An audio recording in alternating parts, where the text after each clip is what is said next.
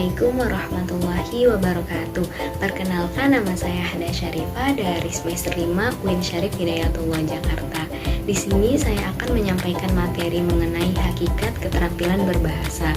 Berikut ini beberapa keterampilan berbahasa yang penting untuk kita kuasai. Yang pertama di sini ada keterampilan menyimak, kedua ada keterampilan berbicara, ketiga ada keterampilan membaca, dan yang terakhir ada keterampilan menulis. Oke teman-teman, untuk memahami keempat keterampilan tersebut, langsung saja disimak videonya ya. Materi pertama di sini ada keterampilan menyimak. Menyimak merupakan suatu kegiatan mendengar, mengidentifikasi bunyi bahasa, menilai, dan mereaksi atas makna komunikasi yang telah disampaikan pembicara melalui ujaran atau bahasa lisan. Adapun tujuan dari keterampilan menyimak yaitu secara umum untuk mendapatkan pengetahuan dan pengalaman. Nah, keterampilan menyimak ini terbagi menjadi dua jenis. Yang pertama itu ada menyimak ekstensif dan yang kedua ada menyimak intensif. Menyimak ekstensif disebut sebagai proses menyimak yang dilakukan dalam kehidupan sehari-hari, seperti mendengarkan siaran radio, televisi, percakapan orang di jalan, dan lain sebagainya. Dan yang kedua ada menyimak ekstensif, yaitu menyimak yang dilakukan untuk memahami makna yang dikehendaki. Contohnya seperti kegiatan seseorang dalam menyimak suatu materi pembelajaran. Materi selanjutnya ada keterampilan berbicara. Berbicara merupakan kegiatan berbahasa yang dilakukan manusia dengan menghasilkan bunyi-bunyi yang mengeluarkan kata-kata serta kalimat yang berwujud gagasan, informasi, ungkapan yang mengandung makna tertentu secara lisan, dan merupakan aktivitas manusia di kehidupan sehari-hari. Tujuan dari keterampilan berbicara yaitu untuk mengekspresikan pikiran atau gagasan, memberikan respon, menyampaikan informasi, menghibur orang lain, hingga membujuk atau mempengaruhi orang lain. Keterampilan berbicara juga memiliki beberapa aspek. Yang pertama ada lafal, yang kedua ada struktur bahasa, yang ketiga ada kosakata, yang keempat ada kefasihan, yang kelima ada isi pembicaraan, dan yang keenam ada pemahaman. Keterampilan berbicara memiliki keterkaitan dengan keterampilan berbahasa lainnya. Di antaranya yang pertama ada hubungan keterampilan berbicara dengan menyimak. Berbicara dan menyimak merupakan kegiatan komunikasi dua arah yang berlangsung, serta merupakan komunikasi tatap muka atau face-to-face communication. Yang kedua, hubungan keterampilan berbicara dengan membaca. Dalam hal ini, apabila seseorang mempunyai kemampuan berbahasa lisan yang baik, maka proses membacanya pun akan berkembang dengan baik. Dan yang terakhir, hubungan berbicara dengan menulis. Berbicara maupun menulis merupakan kegiatan berbahasa yang bersifat produktif, karena keduanya secara aktif memproduksi ide-ide. Yang membedakan hanya penyampaiannya. Jika berbicara disampaikan melalui lisan, sedangkan menulis disampaikan dengan tulisan. Keterampilan berbicara memiliki dua jenis berdasarkan situasinya. Di antaranya yang pertama ada berbicara secara formal, memiliki aturan dan tata krama dalam penyampaiannya.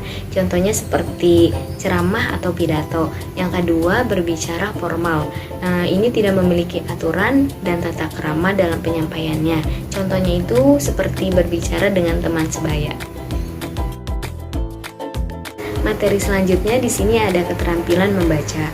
Keterampilan membaca merupakan proses untuk mendapatkan suatu pesan yang ingin disampaikan oleh penulis. Sedangkan tujuan dari membaca sendiri pada dasarnya itu untuk memberi pengetahuan dan keterampilan pada siswa. Dalam keterampilan membaca terdapat 8 aspek proses membaca yang harus kita kuasai. Di antaranya yang pertama ada aspek sensori, yang kedua ada aspek perseptual, yang ketiga ada aspek sekuensial, yang keempat ada aspek asosiasi, yang kelima ada aspek pengalaman, yang keenam ada aspek berpikir, yang ketujuh ada aspek belajar, dan yang terakhir ada aspek afektif. Keterampilan membaca memiliki beberapa macam membaca yang harus kita ketahui. Yang pertama di sini ada membaca nyaring, kegiatan membaca dengan mengeluarkan suara atau kegiatan melafalkan lambang-lambang bunyi bahasa dengan suara yang cukup keras. Yang kedua ada membaca senyap. Membaca senyap atau dalam hati merupakan kegiatan membaca tanpa suara, gerakan bibir, dan memahami bahan bacaan yang dibaca secara diam atau dalam hati. Yang Yang ketiga ada membaca teliti. Membaca teliti merupakan suatu cara dan sebuah upaya untuk mendapatkan pemahaman sepenuhnya dari suatu bahan bacaan. Membaca teliti ini menekankan aspek secara detail untuk menemukan informasi. Yang keempat ada membaca pemahaman. Membaca pemahaman merupakan kegiatan yang dilakukan oleh para pembaca untuk menghubungkan informasi baru yang telah didapat dari bacaan informasi yang lama, sehingga mereka mendapatkan pengetahuan yang baru. Dan yang terakhir di sini ada membaca kritis. Merupakan kegiatan membaca yang melibatkan proses analisis dan evaluasi. Membaca kritis ini dapat menjadikan seseorang mengetahui makna tersirat dari sebuah teks bacaan tersebut.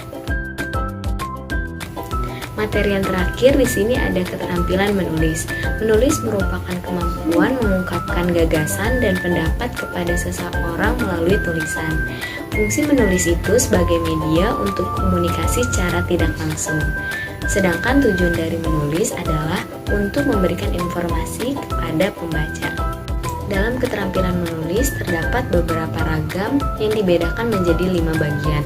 Yang pertama di sini ada deskripsi, yang kedua ada eksposisi, yang ketiga ada argumentasi, yang keempat ada narasi, dan yang kelima ada persuasi. Di dalam keterampilan menulis ada beberapa tulisan bernada. Yang pertama di sini ada tulisan bernada akrab atau tulisan pribadi. Yang kedua ada bernada penerangan. Yang ketiga ada bernada penjelasan. Yang keempat ada bernada mendebat. Dan yang terakhir ada bernada kritik. Cukup sekian pemaparan materi keterampilan bahasa yang dapat saya sampaikan. Kurang lebihnya mohon maaf. Wassalamualaikum warahmatullahi wabarakatuh.